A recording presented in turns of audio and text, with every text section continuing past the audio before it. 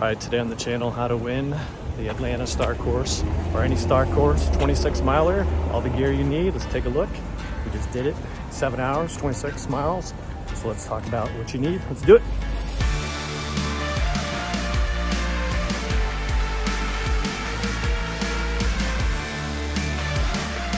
So today I'm going to tell you everything you need to know to be successful for a Star Course, whether it's 50, 26, 15K, 16K, 12 miles, whatever it happens to be. I've actually done 3 official Star Courses. First I did the 50 a couple years ago. I most recently did a 26.2. In between I did a couple other virtual Star Courses and then one 15K in downtown Atlanta. I've done all these in Atlanta, so I know the downtown streets of Atlanta pretty well. But I'm going to give you all the tips that'll work really anywhere. All right, first up, let's talk about gear selection. So I'm going to talk about everything about what's on your body, what's in your pockets, and then what's in your ruck, which is the most important thing. And I've got the Rucker 4.0 20 liter here that I used for the event. And actually, everything in this ruck right now is left over from when I did the event a few days ago. So it's still all fresh. It's dried out and it's not that terrible. So first up, let's talk about what you're going to wear for the event. And this is all personal. I'm not going to get into underwear and specific sock brands. However, dress for the day, you're going to be out there for a long period of time. For the 50 miler, we started at 9 p.m. the night prior and worked all the way to the next day. So you run the entire range of temperatures during a given day. For the 26 miler, we started at 6 a.m. and ended around 1 or 2. So in that case, we were cool in the morning and then it warmed up in the afternoon. So definitely dress in layers. Obviously, plan for that final temperature that you're going to be at the end of the day and then just layer up for whatever you need to be. So for that case, where we started at about 45-ish degrees and ended around 55 to 60, I just had some light Ruck simple pants. Then I had a tech shirt underneath, another layer of a tech shirt, t-shirt, and then just a lightweight hoodie on over top. The hoodie was great because it kept the sun off of my head and neck, and it also provided a little warmth during the events. But anyway, I also had some gloves. I wore this exact hat and whatever comfortable shoes. So dress in layers so that you're comfortable throughout the day. You can remove those layers and put them in your ruck. You'll have plenty of room. Because for a Star Course, you don't need a ton of gear. In your pockets, so in my pockets, I had some running gloves, just very lightweight running gloves. You don't need any of the mechanics gloves, something you would use in a Ruck event. You just need something to keep your hands warm because you're going to be moving in the temperature that might be cold. Again, this was 40 degrees, so I didn't actually end up using them because once we got moving, you're warmed up and ready to go. So don't overdo it in terms of layers of clothes. Also my pocket, I just had my phone. I did have ID and everything, but that was in the ruck. So really my pockets, I was kind of light and lean. Had some snacks like the portable goos, gels, whatever you've trained with in one pocket, and then I had my phone in the other. You are going to be using your phone throughout the entire Star Course. So think about that. Power management, we'll get to that when we go to what's in the ruck. On your feet. So I did the 50-mile Star Course in some of the Mac V1 boots by Ruck. I've done another video on that, and I'm not going to get into that in terribly detail, but in my opinion, when you're out there just doing straight up miles, running shoes are the best way to go. The boots are fine, the boots are great. If they work for you, fantastic. But I just don't think there's enough cushioning on the boots for repeated, just straight out miles. So I highly recommend running shoes. I've liked the Hoka 1-1s, Hoka Ona-Ones, depending on how you say it. But I've used running shoes for the last several Star Courses, and it just works out a lot better. Socks of choice, any sort of tech sock that you wear, darn tough socks, right socks, whatever it happens to be, just whatever you've trained with, use that. Maybe even get a fresh pair so that they're just not maybe as worn, and just have wear a pair obviously, and then to put 2 pairs in your bag for the 26 mile. That's what I did. And I switched them once, and then I had a spare pair if I needed it for whatever reason. Dry socks, they don't weigh a lot, just put a couple in your bag and then you'll be good to go. Lastly, on feet, be ready for foot care. Even if you've had these shoes for a while, even if you've worn those socks repeatedly, you're gonna you might develop a blister for whatever reason. Maybe you just didn't tie that shoe tight enough, you get a blister. So have the ability to, you know, work on your feet, whether it's just a Band-Aid, some other tape or gel, just something, trail toes I think is what I use. But anyway, you just have something in your bag that we'll get to, and we'll show you that in a second. But just have the ability to work on your feet mid-race, just so you're ready to go. Ruck choice. So for me, the 20 liter fits my back perfectly. Whatever fits your back perfectly, go with that rucksack. The Rucker 20 liter recently came out. This is in the Tropic Multicam, which I love the color. And I love the bag with, you know, some other, I really missed, and I do miss the front slash pocket. During the event, there's lots of times where I would have put snacks, gloves, just quick access items in this outside pocket. Didn't have it. And I talked about it a lot during the race to my buddies. But anyway, that's my biggest complaint about this bag. That and the Velcro on the inside, but more about when we get inside. But ruck selection, on the outside, do you need a hip belt? I don't think you need a hip belt for a 26-mile ruck, because the weight is light and your shoulder should be conditioned enough if you've done enough training, so you really won't need a hip belt. You could bring a hip belt just to give yourself an alternative position, but for me, I didn't bring it.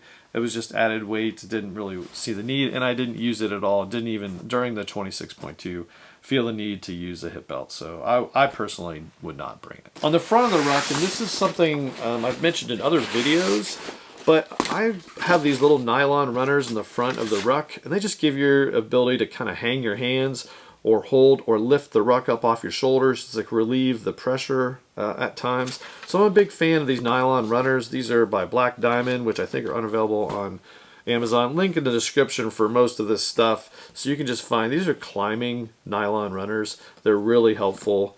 And I'm a big fan of this, especially if you're going to be using the ruck for a long time, just because you can hang your hands and then your fingers don't get swelled up. Some people have a bigger problem. I don't have a huge problem with that. I do notice it, but I just like having an alternative position, someplace to put my hands while I'm rucking, so that they're easy, they're cheap, and you can put them on there, take them off if you want. They just loop in through the nylon webbing, so that's how you use the nylon webbing. Other non-standard thing you may have noticed, I've got this little speaker. I just like having a little tiny speaker on there, and I did use it throughout the entire event, and this battery actually lasted through the whole thing, just to have a little music. And so I had a playlist that I had built before on Spotify, streamed it to this, and you know, I kind of kept this on the side of where people were, and we just blasted some music occasionally, depending on what the status was. If you were at a long stretch and was boring and you needed some motivation, boom, blast it. And I like that because I was able to keep aware of my surroundings. I didn't have headphones in. I just was using the speaker, plus everyone could kind of listen to it, as long as everyone likes the same kind of music. So I did like this. It's just small enough, loops to the top handle. Fantastic. Again, link in the description so you can get one of these buckshots. That's a buckshot. So that's the outside of the ruck. Let's dive into what is specifically inside, because I've covered the outside again, and again you can see the bladder attachment. I've got these web dominators on the outside and the nylon runners, the speaker. So let's dive into what's on the inside of the Rucker 4.0. So inside this, and I haven't even unpacked it, so it doesn't smell terribly bad. But anyway, so right off the top, and I'm just going to remove things and tell you what I got. Stinky socks, but it's just another pair of socks. And I had two spare pair. This is obviously the one I didn't put on my feet. This is the one that I had on my feet. But the I'm a big fan of right socks, so I had, and about halfway through we stopped, and even though I didn't need to, even though my feet felt fine, I changed my socks. So I'm a big fan of that. I would highly recommend that you change your socks midway through, even if you don't need it.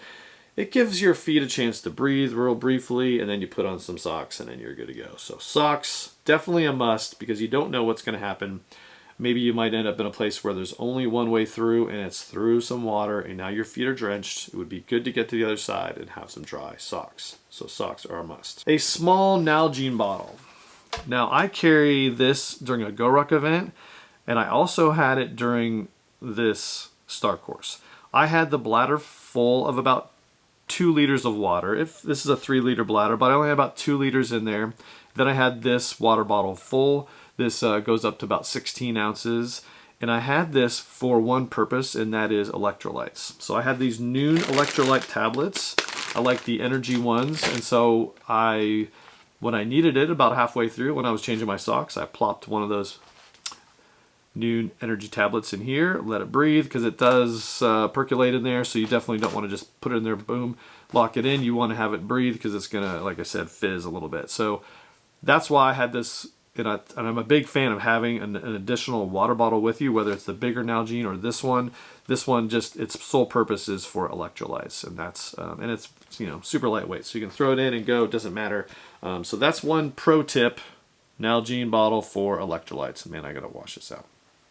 Takes me to my nutrition, and now nutrition for me falls into two different camps.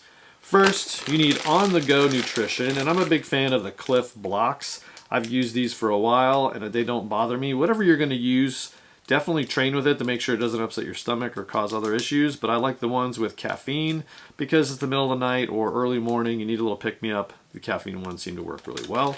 So I get a few of those. I think I only used one set over the 4 or 5 hour period, but you might use a couple sets. So that would be good. They make some with caffeine. They make some that are electrolyte, taste like margaritas. Those are also pretty cool. These are the Noon Hydration Sport Caffeine, so that's definitely something I would advise. I do like the little pick-me-up, but you also need the electrolytes. That's going to help with cramping. Even if it's cool out, you're going to be depleting your body, so definitely electrolytes and goo. This is on-the-go stuff, part one of my nutrition. Part two is have real food. And so I would either go to Subway, Jimmy John's, your Subway of choice, get a sandwich, or I actually just happen to make 2 sandwiches and put them in my bag. Just getting your body real food is huge. Now you could also plan to stop somewhere, but you don't know where you're going, so you don't know if there's gonna be a sandwich place there. So I would just pack ahead, put it in there, and load up your ruck with some sandwiches. I also had a Ziploc. I got $20 in there. That's not for a cab ride. That is for, what if I'm at a gas station and I don't take credit cards, or if I'm in the middle of nowhere and I want cash to buy some water, buy some food, whatever it happens to be. Maybe it's a taco stand. You never know. So definitely have some cash, just because you never know. And then I also have my wallet in here with you know, a credit card and my driver's license, because I didn't need a ton of stuff. I just needed the ability to buy something, maybe if it's an emergency, and I wanted identification in case someone came up on it. There's the beanie. So definitely whatever beanie of choice. I didn't actually use that, but it was in the bag. Some running gloves. Again, you don't need the thick, you're not gonna be gripping anything. You just want something to take the chill off your hands. So running gloves were cool.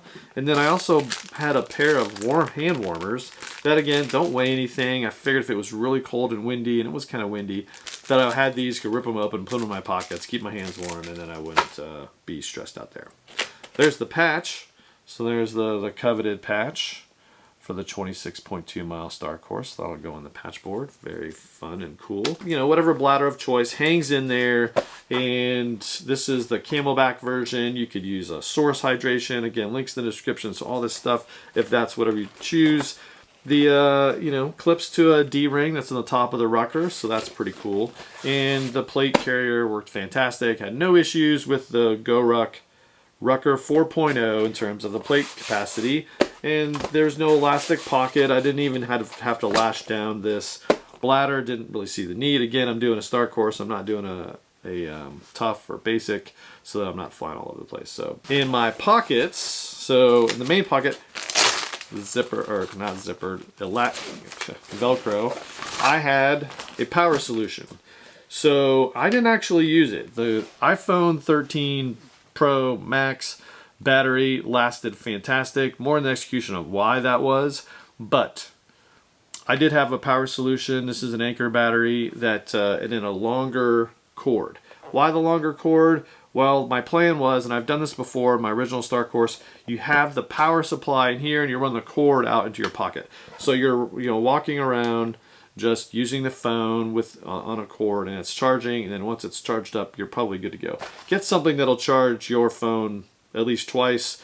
You never know. And if you had one that had 2 plugs, that'd even be better, because your buddy might need some power too. So that was the power solution. Didn't end up using it because the phone worked out well, but because I did a pro tip, which I'll get to during the execution part. This top pocket, what's in here? Well, a bunch of trash. Advil or Tylenol, whatever you want to use. I preloaded with it, and I took it during. Just muscles are sore, feet are really sore from that much repeated abuse. So whatever you happen to use, that's my recommendation. Again, trail toes and some Luca tape. So this, I didn't end up using this either because my feet were conditioned and worked out well from training, but some Luca tape to tape up some of those problem areas, and some trail toes, which is just like basically thick petroleum jelly.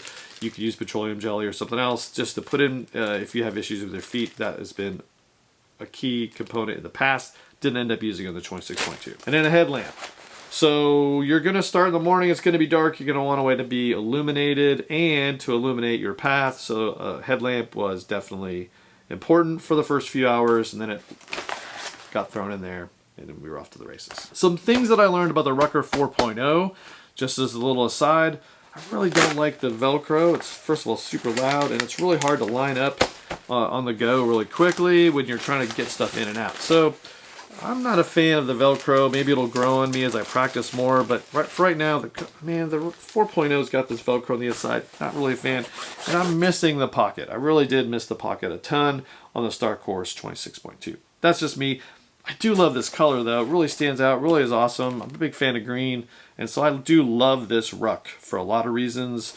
And the weight of it, fully loaded with all my water, food, sandwiches, you name it, the whole thing weighed 32 pounds. Now, for a Star Course, I'm only required to carry 20-pound weight. So I carried 20-pound weight on the inside.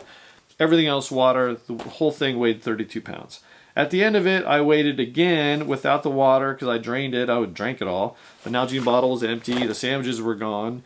It did have my, stinky socks in there and stuff, but it weighed 26 pounds. So there you go, about 6 pounds of difference between full and empty for the Rucker during the event. Before I forget, one last thing, sunscreen. I did not have sunscreen this time, but I did have a hoodie that kept my face and head pretty much shielded most of the time. If you're not going to wear a hood, then definitely bring a small bottle, a travel size of sunscreen, just so you can not get sunburned, protect yourself from the sun with whatever event you're doing. So that's the gear selection part of things. Let's talk real briefly about training. Now, I'm not going to get into in depth and tell you how many miles over the span of whatever weeks or months you have until your event to train to, but I would recommend getting up in distance, increasing your weight, and doing a variety of training from longer rucks with game day weight or maybe a little bit above, and then some shorter, heavier rucks. Get your legs conditioned to it. But regardless of what your training plan is, make sure you put in the work, get the miles in, because there's no replacement for straight up miles with your ruck to work out all the kinks and get your feet conditioned for the abuse that you're going to put over the span of the event. Now, the event itself, depending on what it is, could last several hours to almost an entire day.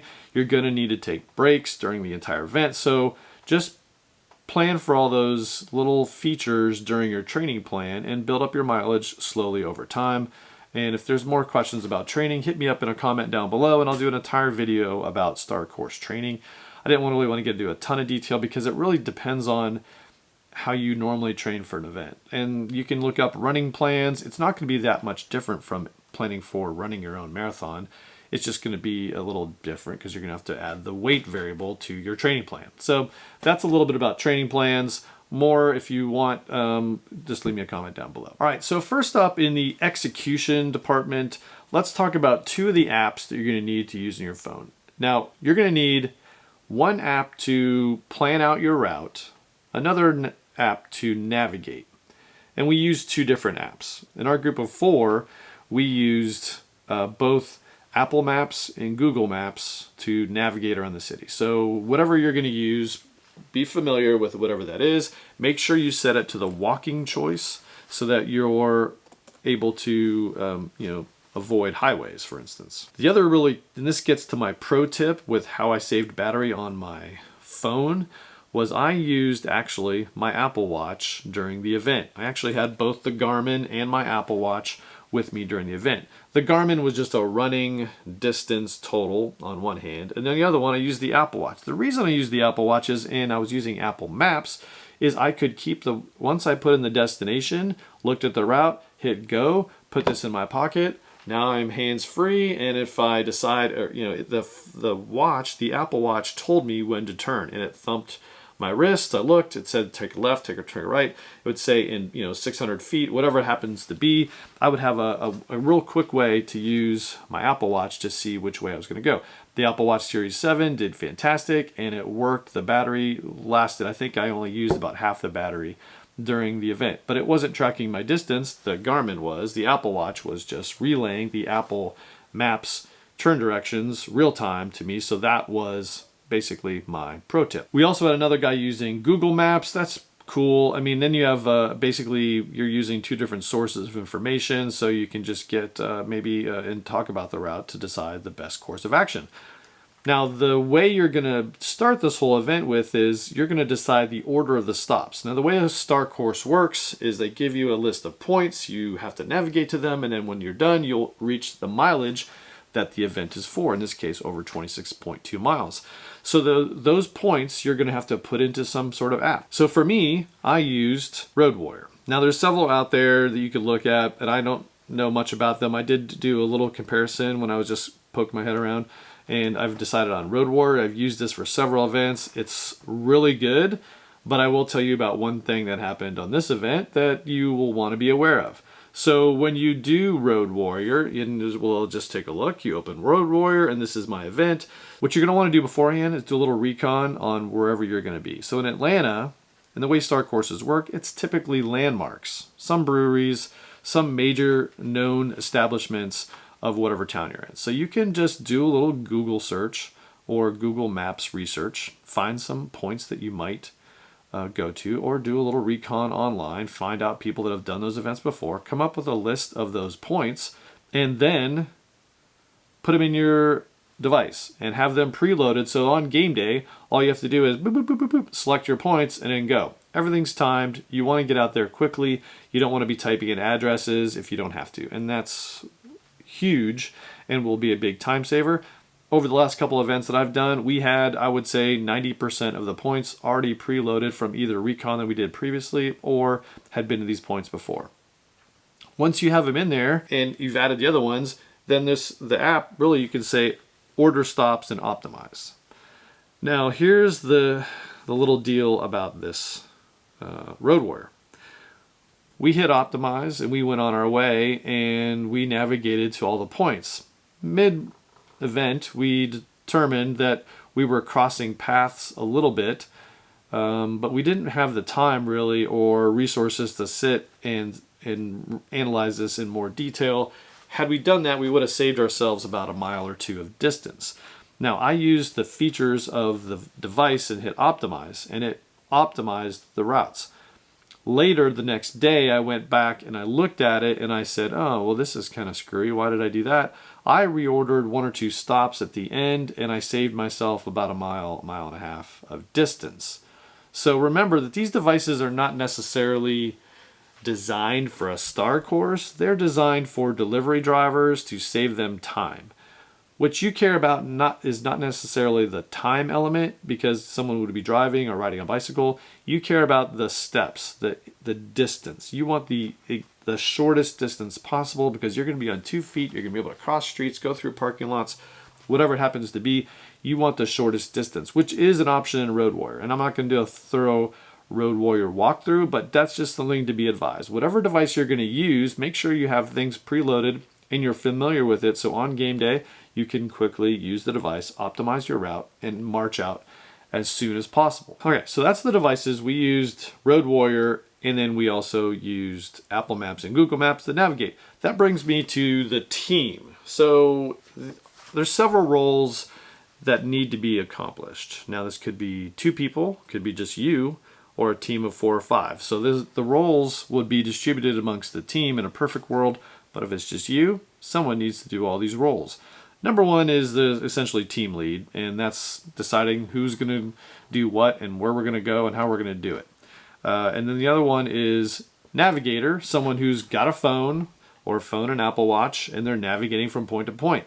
We typically, in our group of 4, we had at least 3 of us navigating, and mostly 2 of us, so that we always had a backup. If someone sort of felt like we needed to go right or left, we could stop for a second, reanalyze our situation, and then move out. So having a backup plan is really good. If there's only 2 of you, definitely have both of you navigating maybe off of different devices so you don't get lost, or you find the best route that saves you the most time and steps. Another role is communicator. So during the event, you're going to have to take photos and either upload them to a website, text them to somebody, and so that process needs to occur. You're going to have a list of points that might have hashtags, but they're going to have a list of points that's going to say, take a photo near this statue or the west entrance, however, whatever it happens to be. So someone needs to, maybe the team leader or the communicator needs to know where to take the photo. You're going to take the photo, upload it, and you can be moving out. You don't have to stop and wait for a reply typically, so you're going to sit there, take a photo at the west entrance, here it is, boom, and then you could be off to the next one. You've already got the evidence, the photo, and while you're navigating to the next one, you can be moving on. So, and in that case, what we typically did is the navigator, we could see where we were going while you're walking up to it. The navigator is already navigating to the next one, so you can take the photo and move and not waste a lot of time at the exact spot that you're in. So that's it. Team lead, navigator, communicator, and then the last one is a timekeeper. And so this is a very minor role, but someone needs to kind of keep track of your time, because my advice is that you take breaks about 90 minutes. And it's going to be specific to your team, but for us, what worked out really well was about 90-ish minutes. Now, it wasn't 90 minutes hack stop. It was, hey, we're coming up on 90 minutes. What's up? Oh, we're about a mile away from our next spot. Let's just continue on to our spot. So it wasn't exactly 90 minutes, but we gave ourselves a landmark or goal to achieve before we stopped. Finding a park bench is huge. Gives you a place to sit, drop your ruck, go through things, maybe sit and change socks, whatever it happens to be. Over 26.2 miles, we stopped 3 times. The first time was just stop 5 minutes, readjust clothing, layers, etc.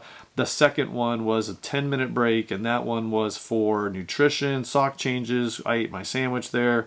And then the last one was a 5-minute break, and that was just to really, reassess, readjust layers, etc., and continue on.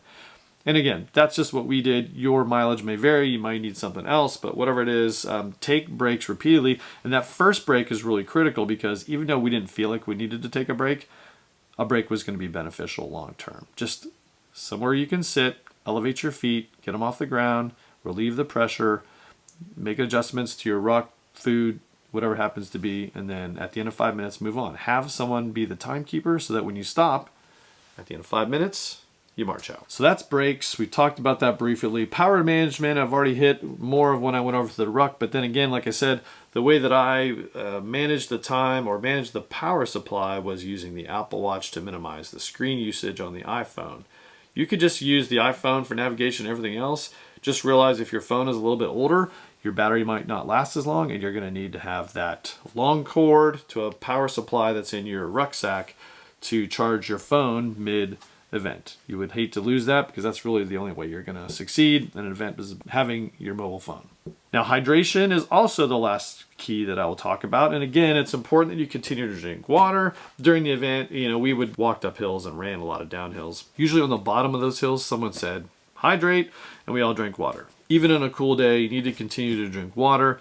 So there you are, everything you need to know to be successful on a star course, 50, 26, or less. All the gear, a little bit about training, and then some tips on how to run your team. Everyone needs a role. Definitely get the right apps. Load them with all the information you have beforehand. Definitely practice. So on game day, you have everything you need, all the app support you need, and everyone's got a role. You can march out and succeed in a star course. It's a lot of fun. You put a lot of miles on your feet, but it definitely is pretty cool. The fact that you're just navigating around, hopefully a strange city or someplace you haven't been before, explore. And really, I highly recommend a star course. It's been a lot of fun, especially if you got the right people with you. Since you build a team, you only have yourself to blame if it's not the right team. So there you are, a little quick video on how to win a star course with the Go Ruck gear. Finished second place, 7 hours, just about a little more than 7 hours. So if you like that video, give it a thumbs up, subscribe to the channel. See you next time. We're gonna enjoy a beautiful day. I'm gonna eat a lot of food.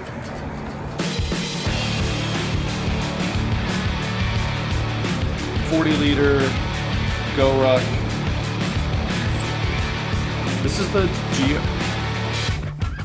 use.